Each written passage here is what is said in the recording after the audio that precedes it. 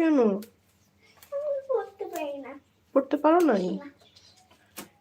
কি পড়তে পারো নাই? মাকে শোনাও তো। আউযুবিল্লাহ বলো, আম্মা একটু শুনি। পড়তে পারি না। আচ্ছা, যতটুকু পারো ততটুকু শোনাও, মা শিখাই দিব। বলো। একটু জোরে বলো। হ্যাঁ হবে। জোরে জোরে বলতে হয়, তাহলে তো মা শুনতে পারবো ভালো করে।